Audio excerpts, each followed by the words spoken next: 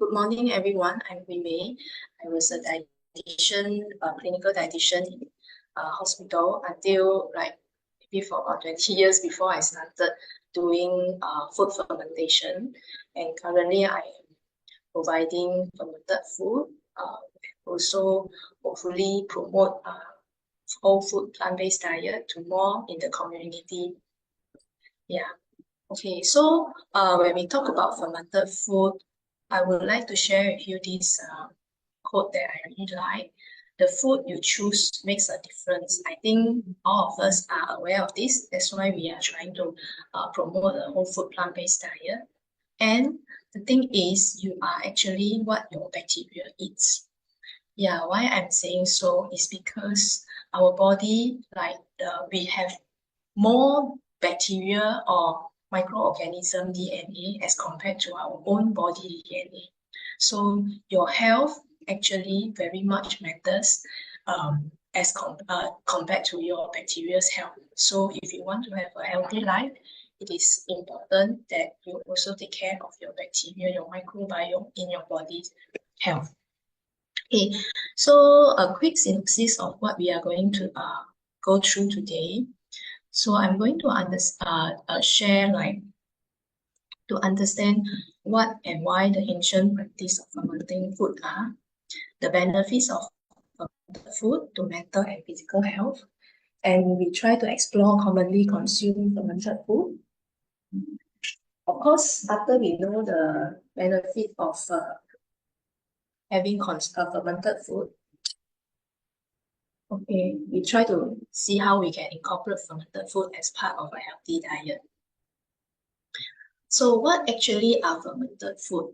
Fermented food, according to Heart Foundation of New Zealand, it is defined as food and beverages that has undergone controlled microbial growth. So controlled microbial growth is one important factor that determines the fermented food. And also the process of fermentation should convert the food component through enzymatic action, basically the bacterial activity. So at the most basic level, so fermentation happens when the microbiome such as yeast, bacteria, or mold, they break down the food and it converts the original form to something else, usually something that is easier for us to digest. Okay. Now, fermentation is also different from pickling. I think some of us may, especially the public, they may think that, oh, okay, those 酸菜, giam cai, they are also considered fermented food, but actually they are not. So the biggest difference between fermentation and pickling is that pickling doesn't undergo bacterial fermentation. So what pickling does is by adding high amount of either vinegar to basically create a very acidic environment to prevent the food from getting bad. That's about it. But whereas in fermentation, the food becomes sour naturally because of lactic acid that are being produced by the bacteria. And this high level of acidity preserves the food. And in pickling, canning, it is very important to take care of hygiene. So we kind of work in a sterile environment. Whereas in fermentation, you just make sure you have a clean environment, you encourages the good bacteria to grow, and you are good to go. So, and the flavor of the food definitely is very different from canned or pickling food. So for example, you can try to imagine the flavor of 酸菜 or giam cai or acar. It either salty and sour, and the flavor of the vegetable itself. Whereas if you imagine the flavor of a kimchi, it is a totally different one. You have so many flavors in the cabbage itself as compared to just the plain maybe pickled mustard. So that makes the difference between fermentation and pickling. So in fermentation, there are two types. We have waltz fermentation. So this waltz fermentation, you can do it at home. You don't need a starter. these include foods like sauerkraut, kimchi, dosai, sourdough bread, rejuvenate. I think some of us may have definitely tried these foods before, and you can in fact even do it at home. There are some other fermentation that are culture dependent. For example, tempeh, natto, miso, vinegar, soy sauce, which requires some form of starter. So you will require a starter to get the fermentation started, to introduce these microorganisms into your food. Okay, so why we ferment food in the first place? Okay, so in the olden time, I think fermentation are mostly for the purpose of preservation of excess agricultural yield, and eventually it transformed into the process, the purpose to transform and enhance the taste and the texture of food. For example, a simple soybean into soy sauce, miso, natto. There are so many differences to it. And of course, eventually, I think our ancestors understood and found that fermentation improved the nourishment and nutrient bioavailability and life forces of a fruit, because you are turning something like, for example, a vegetable, a cabbage that has already been harvested. The life force may be going down, but once you ferment it, it is full of energy and life force that comes from the bacteria that works in itself. And of course, it is also important process to eliminate food toxin and to transform anti-nutrients, and definitely easier to digest after all this process has been done.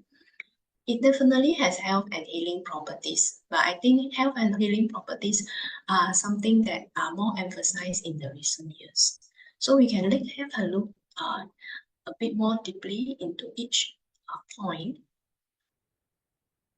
So the preservation of excess agricultural yield is quite simple. To preserve a food, we need to keep the food at a pH of either less than 4 or more than 9. So how to achieve that besides adding just vinegar to it? Our ancestors learned to work with it by introducing bacteria that produces higher acidity, like lactic acid bacteria, or acetic acid bacteria that ferments vinegar. Lactic acid bacteria are like those lactobacillus group. Mostly they work with yogurt, they work with kimchi, yeah, and more than 9 the alkaline bacteria, which are what makes natto. So when the food are kept at this pH and an aerobic environment, so some bacteria thrives under an aerobic environment, so and some pathogenic bacteria doesn't. So when you have no oxygen plus a higher or lower pH than 4 or 9, you inhibit most of the pathogenous bacteria, and that prevents spoilage. Okay, so that basically the purpose is to preserve the food. And of course, eventually they found that fermentation changes the flavor, aroma, and texture of the food. I think many of you will agree with me. A simple soybean tastes just like soybean, very beany, and definitely it has its fragrance. But when you transform it into miso, you transform it into tempeh, you transform it into soy sauce, it is a totally different flavor. So I think I would also want to emphasize and delve a bit more on the nourishment, nutritional part of the food, because as a dietitian, we are also very concerned about how we can enhance the nutrition of the food, especially when we are in the whole food plant-based diet. So fermentation happens to improve the nutritional value of grains, legumes, vegetables, and it increases the availability of essential amino acids, fatty acid, and vitamins. Why and how? So imagine, as I mentioned, probably I will take soybean as an example again, because soybean is a high protein food and it has a complete protein. But remember, our little soybean is actually still what it is actually. It is actually a seed. So a seed is engineered by the nature to fulfill one purpose, that is to grow into a tree. So to grow into a tree, the nature has to protect it from being destroyed. So the nature gave most of the seeds or seeds potentials like grains, legumes, and nuts, beans. One important thing that is called trypsin inhibitors. It is especially high in soybean. So what trypsin inhibitor does is it inhibits the trypsin enzyme, so it prevents it from breaking down the seed and ensures that it goes through the gut and comes out and have the chance to sprout into a plant again. So beside, of course, definitely trypsin inhibitor is not the only one. There are other uh, things like phytates that I will discuss a bit more later. So when fermentation, soaking, or sprouting, what they do is it deactivates this trypsin inhibitor. Trypsin inhibitor, that is something that it inhibits the enzyme. So when we eat soybean, with this trypsin inhibitor, we are unable to break down the amino acid. Trypsin is a type of amino acid, and into something that is easier for us to digest or absorb. So when this is deactivated, our body enzyme is able to break it down. That's why we can be able to absorb the protein, the amino acid in the soybean much better when the soybean is being soaked, at least, and fermented. That's is also very important if you are on plant-based diet, because you want to maximize the protein content in your food that give you the most from the food that you eat. And of course, soybean also has a lot of isoflavones. In normal natural form, it is not as easily absorbed by our body, and when the food is being fermented, it breaks down these isoflavones into something that is more easily absorbed by our body. So normal, probably unfermented, just simply cooked soybean, probably will become at least about 60 to 70 more easily absorbed and available for our body when it is fermented. Okay. So hope you are following me. Okay, the next very important thing is when we eat the food, we want to maximize what we absorb from it. Makes sense to everyone. And we also want to make sure that whatever that is stopping it from giving us its full nutrition is being eliminated. And definitely, actually, there are food that will become toxin. There are food that have anti-nutrients that not only stops the foods being absorbed or being break down by our body, it also can sometimes cause not really poison, but at least sometimes it will bring some issues to our body, especially like oxalates, made from stones. Okay, so these are cereals, and it just happened that cereals, legumes, or even tubers like tapioca, if it's not being processed properly, cooked properly, it actually contains significant amount of toxic components and anti-nutritional components.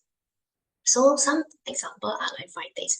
I think for a plant-based diet, we are also very concerned about phytates because we rely most of our iron mineral intake like iron, calcium, magnesium from the beans, legumes that we eat. So with the presence of phytates in whole grains, they reduces our absorption of calcium, iron, phosphorus. These are important, and magnesium.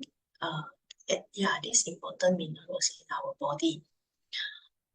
So fermentation reduces these toxic components or anti-nutrients by a high percentage. So for example, in a whole wheat bread, if you let it undergo a longer fermentation by using sourdough starter, it breaks down the phytate content by 50%. So what actually is phytate? So in nature, in the seeds or grains, phosphorus, the important minerals in our body, is being stored in form of phytic acid. So the thing with phytic acid is it is a chelator, meaning it likes to bind to other type of minerals. So for example, it will bind to, if it's found itself beside calcium, iron, magnesium, it will bind together with it, forming phytate. So our body doesn't have much phytate enzymes to break down phytate, which the enzyme is called phytase.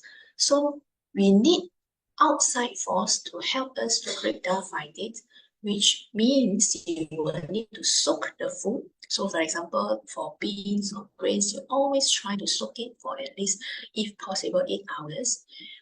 Throw away the water, and then if you can, you try to ferment it, because fermentation works with bacteria. The lactic acid bacteria provides an acidic environment, and at the same time, it has phytase to break down phytates.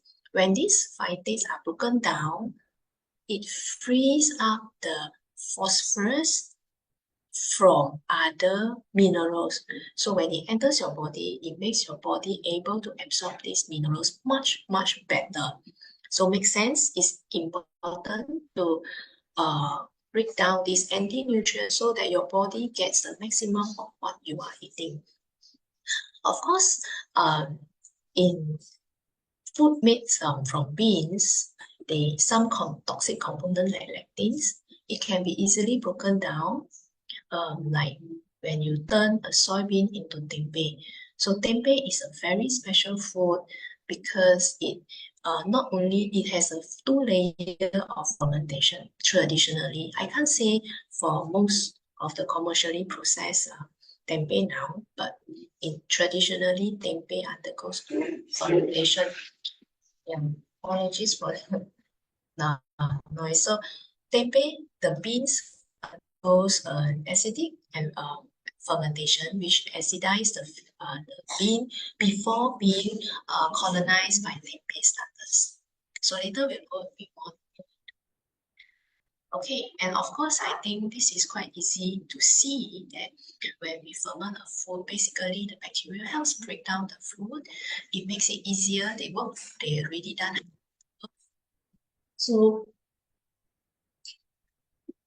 it makes it definitely easier for us to absorb the food.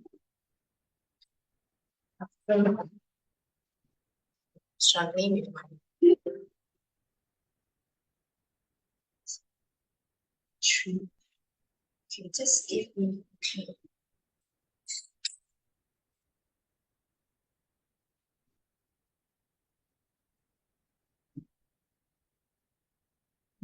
So the most simple thing is it reduces flatulence related to bean intake.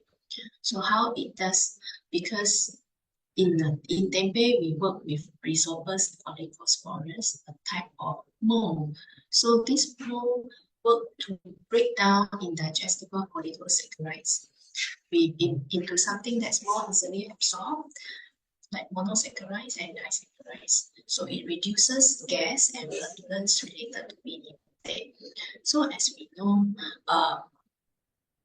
a lot of people, they are unable to tolerate beans or grains because they say after they eat, they become bloated. So one very simple thing, tip that I can share is always at least soak your beans or grains for about 8 hours and choose fermented foods, fermented grains and beans if you can, if you are facing this issue with gas, because all these microorganisms that we are working on, they help to break down these indigestible oligosaccharides that our body cannot work on. So it will definitely reduce your symptoms. And lactic acid bacteria, it reduces the lactose level. So for people who are unable to tolerate dairy product, they seem to be able to tolerate yogurt, cheese better. But of course, personally, I choose or suggest plant-based milk with vegetable. And koji is a special starter. It breaks down starch, protein, and fat. So in Japan, there's this drink called amasake. It's made from koji. Koji is the same starter that are being used to make soy sauce and miso.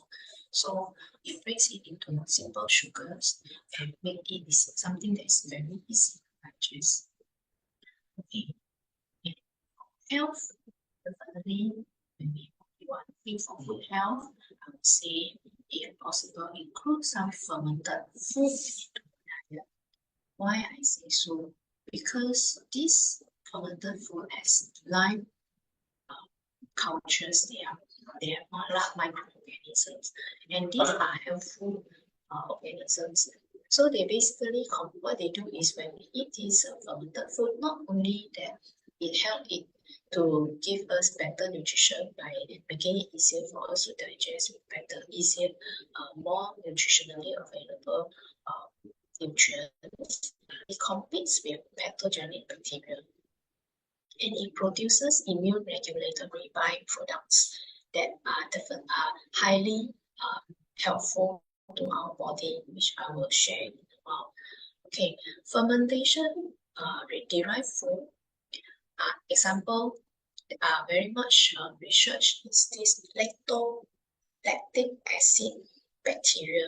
It generates bioactive peptides and polyamide. So it is potentially helpful to heart and immune health. Of course, I would say this fermented food, some fermented food contains probiotics, but not all fermented food contains probiotics, and we don't eat fermented food just for probiotics alone. Just in case someone asks me, oh, I have to cook my tempeh, so after it's cooked, there's no more microorganism left. Yes, it is true, because we don't eat the tempeh for the sake of getting probiotic or live bacteria from it, but it's more for the process that it has been already taken place before you eat the tempeh. Okay, so competition with pathogenic bacteria, production of immune regulatory byproduct microorganisms are not present in all fermented food. That's why I would say, if possible, you try to have a variety of fermented food in your diet. For example, like tempeh, is you eat it for the nutritional value, and like sourdough bread as well. But kimchi, yogurt, some is mostly for the probiotic content. Okay, so I would like to share with you this slide. Okay, so it kind of summarizes what are the benefits of fermented food. So fermented food contains bioactive peptides, as we mentioned just now, exopolysaccharides, phenolic compounds, acid bacteria, and probiotic. As I mentioned just now, probiotics only is one of the component that makes fermented food beneficial, and not all fermented food has it. Okay, so what they do is, beside this part, to understand it a bit better, let's have a look at inflammation and oxidative stress. These are the processes that are mostly being studied as the culprit of cancer progression. So initiation and cancer progression will involve initiation of the carcinogenesis, the process of forming cancer cells, the progression and eventually cancer invasion and metastasis. So during the whole process of it, there are of course some process taking place. I won't go into very much into it because I'm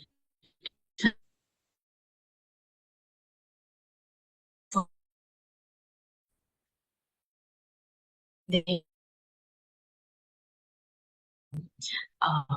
immune effects, they host microbial interaction. So all these process like detoxifying carcinogen, especially producing what called butyrate. So these are byproduct of fermentation. They help regulate the immune system, and some are found to induce apoptosis, the breakdown of cancer cell, and it suppresses the proliferation. So meaning it suppresses the progression of cancer cells. So this is how fermented food helps to inhibit the progression or even the forming of cancer disease and some other inflammatory diseases as well. Okay. So that being said, I'm not saying that you eat fermented food and then you get treated immediately, but it has to be within together with a good lifestyle and a healthy balanced diet. Okay, I would like to also introduce to you this thing called gut-brain axis. So in simple form, our gut is actually now named as our second brain. Why is that so? Because our gut health influences our brain by not only working on digestion, bowel movement, it also has the influence of gut microbiota, meaning our microorganism that lives in our gut. So it influences the stress response, the mood behavior, cognitive functions of our brain. And of course, our brain works to influence the digestion of our gut as well. So it actually works together. So it's important to make sure we have a good gut health in order to make sure you have a good brain. Okay, so this one I will quickly go through. There are definitely signs of gut flora imbalance that one can see. Sometimes can be a simple thing like allergic reactions. Okay, so because when we don't have a good gut health, it doesn't help to break down many toxins that comes into our body. Okay, these are some of the causes of imbalances of gut flora. Okay, so I go quite fast because this part, I think the causes of imbalances of gut flora are easily available if you find the information online. Okay, but what I want to focus is to how to encourage a healthy gut flora. Is eating fermented food the key? I said if I think I shared before, it is not the key, the only key, but it is part of a puzzle that helps. So I want to introduce you to this bacteria organism. So in our whole body, our environment, there are different bacteria present. 90% of them are neutral. And among these bacteria, there are these lactobacteria that work to make food sour. They can be good, they can be no good, they can cause food spoilage. And among them, they are friendly bacteria. So they are friendly lactobacteria that helps you to break down food and give you health benefit, and they are probiotics. Okay, so only a few probiotics are among lactic acid bacteria. So they are clinically proven to be useful for our body. Okay, so just that you understand that. Okay. Of course, when we go a bit deeper into probiotics, there are definitely studies on probiotics, improve digestion, boost immune system, because we know how they function now. But the thing is, after you know the benefit of probiotics, does it help if you just go and take probiotic supplements? I think I have got this question many times before. I would say if you take probiotic supplementation, it has to go through your gut and go and stay in your gut. So for example, it's like you want to import some talent into a country. You want the talent to stay in your country to benefit your country. For it to happen, you have to make sure the talents are happy. You provide them with a good environment. You provide them with a good salary, probably a good good pay, good food. Then they will stay. Otherwise, they will just become a tourist. They come for maybe a few months, then they go. So what I want to say is the more important thing may not be introducing probiotic into your gut, although that is only that's one factor that you can do. So the second thing that I want to important emphasize on is the concept of having enough prebiotics or healthy environment to support your gut health. Okay, so to make my point, I will share with you this slide. Okay, there's a study to compare plant-based diet, a Mediterranean diet, and Western diet. So in the gist of it, they found that vegetarian, vegan has lower Firmicutes to bacteroides ratio, meaning they have lower harmful to not so harmful bacterial ratio.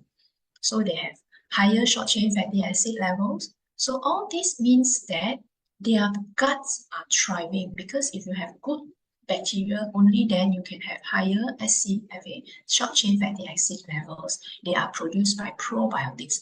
If you don't, you will not see a higher SCFA level. So they found, so it shows that with a plant-based diet, the bacteria are thriving, the good bacteria are thriving. So what compares this to this Mediterranean diet? Mediterranean diet are mostly plant-based as well. They have some meats, but it is not as high as a plant-based diet.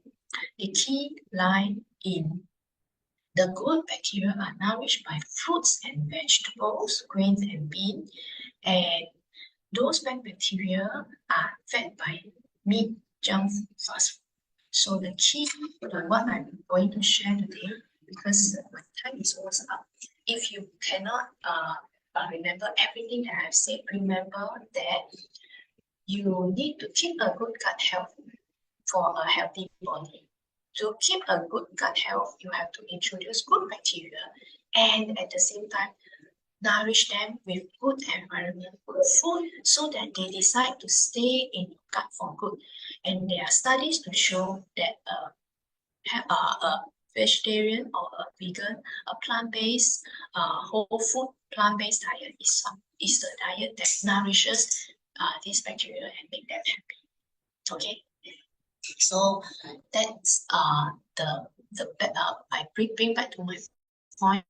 Prebiotics. Prebiotics are essential to gut flora because they are nourishing the bacteria or the microbiome in our gut. Okay, and they provide food for the bacteria to produce, to ferment, to produce these short-chain fatty acids. They are found to be very beneficial in cancer prevention and very beneficial in reducing inflammation process. Okay.